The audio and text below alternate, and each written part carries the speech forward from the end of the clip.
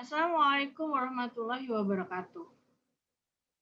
Kita kemarin membahas tentang konsep, konsep sastra itu sendiri. Ada objek, ada bahasa, jadi ada kekuatan sastra itu di mana? Itu rangkaian bahasa indah, gitu.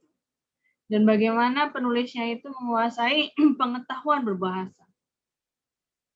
Kemudian inti cerita alurnya sangat menarik untuk dibaca. Dan memiliki fungsinya adalah mempengaruhi orang yang pembacanya, kemudian memotivasi orang untuk lebih baik, dan ada pesan instruksi orang untuk melakukan sesuatu yang lebih baik. Kali ini kita akan membahas tentang apresiasi sastra. Apa sih apresiasi sastra? Apresiasi sastra adalah penghargaan atau kita sebagai penikmat atau audiens menghargai sebuah karya sastra. Bisa jadi apresiasi itu adalah memberikan masukan atau mengkritisi sebuah karya sastra. Tapi apabila kita mengkritisi sebuah karya sastra, maka kita harus menguasai pengetahuan tentang sastra. Kalau kita tidak memiliki pengetahuan tentang sastra, jangan harap deh kita bisa mengkritisi sastra. Cukuplah kita sebagai penikmat sastra saja, penikmat seni berbahasa.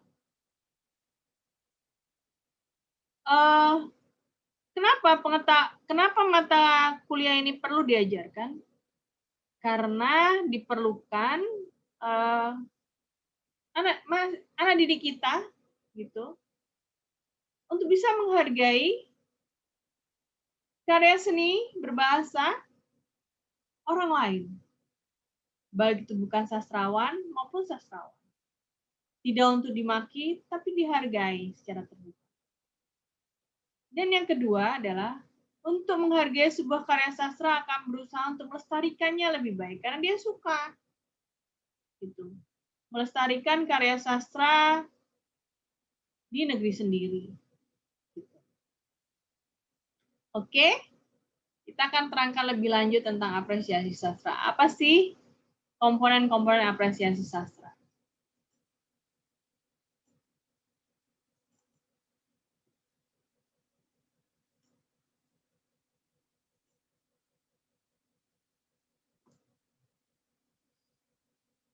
Apa sih kegiatan dari apresiasi sastra? Ada apresiasi sastra langsung, apresiasi sastra tidak langsung, kemudian pedoman karya sastra, bagaimana ilmu membuat karya sastra yang baik, dan kegiatan kreatif dalam membuat karya sastra.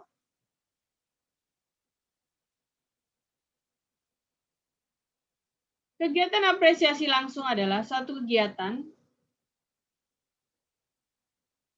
lebih pada jadi suatu kegiatan yang sadar dia lakukan untuk memperoleh kenikmatan yang meliputi membaca sastra, mendengarkan sastra, kemudian dibacakan dan dideklamasikan, sehingga siswa atau audiens menikmati pertunjukan sastra yang dipentaskan. Sedangkan kegiatan apresiasi tidak langsung adalah suatu kegiatan yang tidak sedang dinikmati pertunjukan, namun meliputi mempelajari teori sastra, mempelajari kritisan sastra, dan esai sastra, mempelajari sejarah sastra. Biasanya kegiatan ini dilakukan di sekolah, di perpustakaan. Jadi lebih pada mempelajari ilmu pengetahuan sastra. Itu adalah kegiatan apresiasi tidak langsung. Jadi menghargai karya sastra itu melalui pengetahuan dia, mempelajari pengetahuan dia tentang sastra. Biasanya orang asing itu suka datang ke Indonesia, ke Jogja. Dia akan mempelajari atau mengapresiasi sastra secara tidak langsung. Artinya bahwa dia ingin menggali pengetahuan tentang sastra Jawa lebih lanjut melalui teori sastra Jawa, mengkritisi sastra Jawa, dan esai atau tulisan-tulisan mempelajari tulisan-tulisan tentang sastra Jawa. Kalau kegiatan apresiasi langsung, pelakunya lebih banyak menikmati karya sastra dan tidak tertarik untuk mempelajarinya lebih lanjut. Terus, tingkatan apresiasi sastra, jadi kalau, bentar dulu ya, sebentar.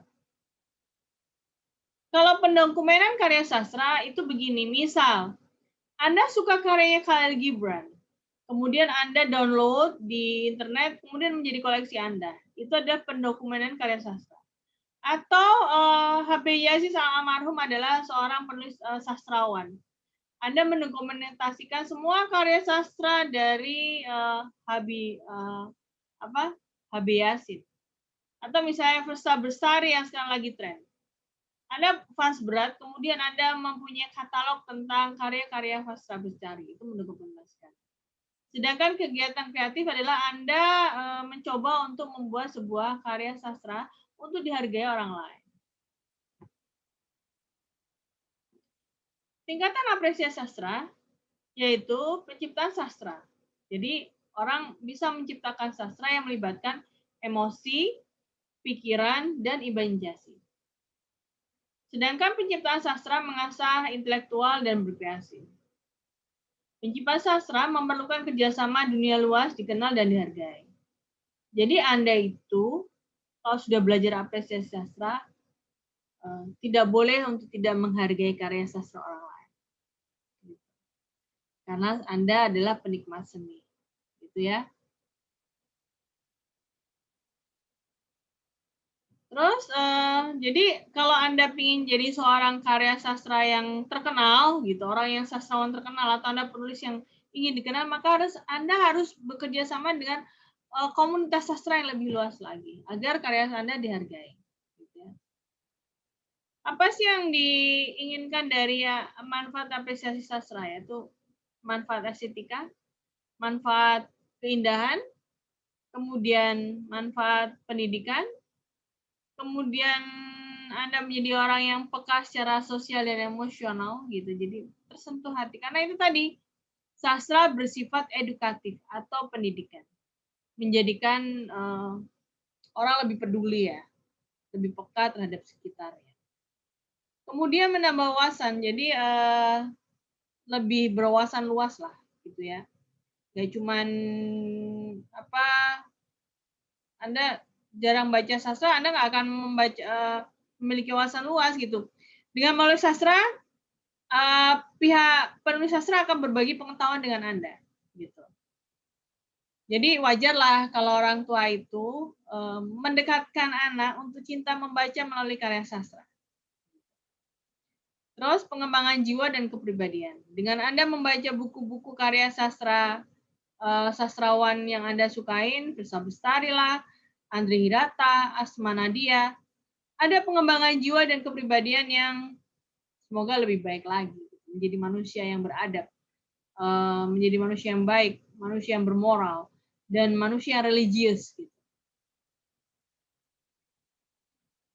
Ruang lingkup sastra itu meliputi teori sastra, jadi ruang lingkup ilmu sastra, karena ini adalah bagaimana mengapresiasi sastra yang secara tidak langsung. Apa sih yang dipelajari dalam mengapresiasi sastra secara tidak langsung? Kita akan belajar tentang teori sastra, sejarah sastra, dan kritik sastra secara filologi. Filologi adalah kajian ilmu sastra cenderung mempelajari aspek yang melahirkan karya sastra meliputi. Jadi filologi itu lebih terpacu pada sastra itu kok seperti itu sih gitu, lebih filologi itu lebih pada kalau badannya sastra gitu, struktur packingan sastra, struktur tampilan sastra. Kok bisa seperti itu? Karena apa? Karena dia berkebudayaan. Jadi dia lahir di mana gitu. Kenapa Andre Hirata itu begitu cerita tentang tentang daerahnya kental, dan kadang-kadang logat bahasanya itu masih logat daerah Riau sana ya.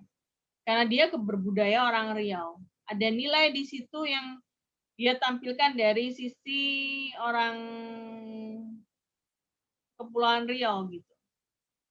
Terus ada perilaku dari sisi Andre Hirata yang diekspos dan lebih pada kehidupan masyarakat. Jadi struktur packingan tampilan sastra itu siapa yang menampilkan gitu. Kalau misalnya orang Turki ya berarti dia packingannya ya struktur kebudayaan, semuanya kebudayaan dan bahasa yang ditampilkan itu adalah tampilan-tampilan orang Turki secara filologi gitu ya. Kalau kritik sastra, penilaian kualitas sastra berdasarkan ilmu sastra. Jadi dia menilai, dia mengkritisi kekurangan, kelebihan dari sebuah karya sastra berdasarkan ilmu sastra yang dia miliki dan pelajari. Kalau sejarah sastra lebih cenderung pada asal-usul sastra lah, gitu ya. Kemudian teori sastra meliputi prinsip dasar sastra, sifat sastra, struktur sastra, dan jenis sastra. Unsur-unsur sastra meliputi tema, tokoh. Jadi unsur intrinsik itu unsur yang ada di dalam karya sastra itu. Apa sih gitu? Ada tokohnya, ya, pelakunya. Kemudian ada penokohan, tokoh antagonis, kemudian tokoh yang yang protagonis gitu ya. Jadi ada lawan, ada kawan, tokoh baik, tokoh jahat, terus alur, latar, dan pusat pengisahannya tentang apa sih? Tentang romans, percintaan, tentang kriminalitas, atau politik, itulah unsur intrinsik. Sedangkan unsur ekstrinsik adalah unsur di luar sastra yang meliputi aspek sosiologi dan psikologi. Ruang lingkup unsur intrinsik adalah tema, tokoh, alur, sudah ya, ini pusat pengisahan sudah. Jadi itu yang bisa saya sampaikan tentang apresiasi sastra. Semoga pembahasan ini berkenan dan cukup dipahami oleh Anda. Walaupun Anda belum paham, maka bisa ditanyakan pada grup ya, pada grup WA atau akan kita bahas minggu depan. Terima kasih. Terima kasih. Wassalamualaikum warahmatullahi wabarakatuh.